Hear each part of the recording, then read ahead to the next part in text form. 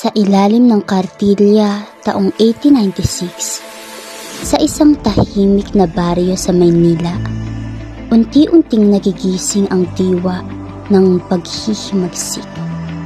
Sa isang lumang kamalig na napapaligiran ng kawayan, lihim na nagtipon sina Desera, Sino, Camasura, Esquilona, Cabrigas, Del Rosario, Calising, Quimanes, Esplana, Fernandez, Coronas, Cuna, Bongat, Dapunan, Cabarles, Volante, Frigilana, at Apa.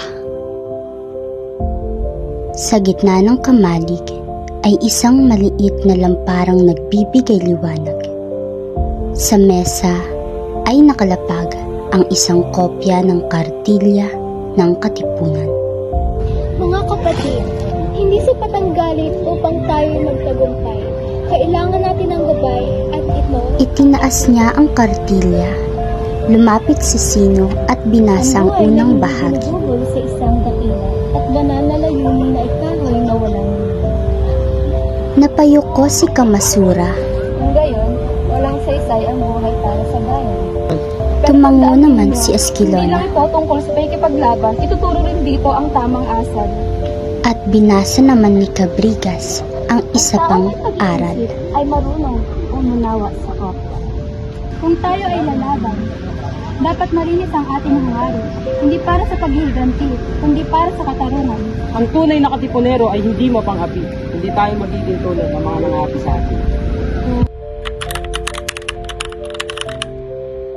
Habang nagpapatuloy ang kanilang talakayan, may batang tumakbo papunta sa kamalig. May mga gwardyang sibil sa kabilang baryo. Ito ang unang pagsubok natin. Matatakot ba tayo maninindigan? Kung susundin natin ang Cartilla, ang tapang ay dapat may kasamang dangal. Itago muna natin ang mga dokumento.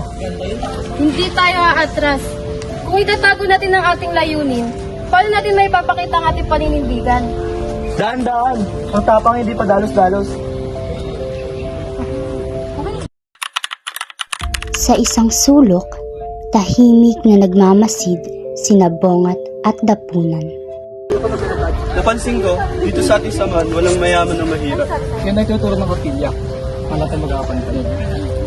Ang bawat isa sa atin ay may tungkulin, hindi lamang ang magsalita. Oo, kung hindi kumilos. Lumapit si Figilana sa mesa at hinawakan ang sa bayan ay Cartilla. higit pa sa pag-ibig sa sarili. Kung kailangan, handa ako magsakripisyo. Isa-isang naglapit ang lahat sa mesa. Naglagay sila ng kamay sa ibabaw ng Cartilla.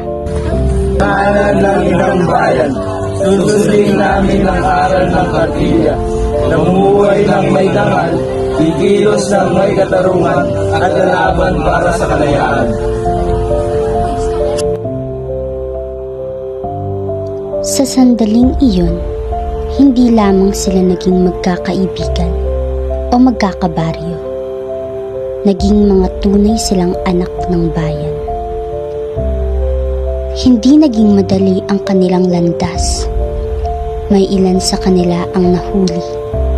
May ilan ang nasugatan. Ngunit ang mga aral ng Cartilla ng Katipunan ay nananatiling buhay sa kanilang puso. Sapagkat naunawaan nila na ang tunay na revolusyon ay hindi lamang laban sa mananakop, kundi laban sa kawalan ng dangal, pagkakapantay-pantay at malasakit.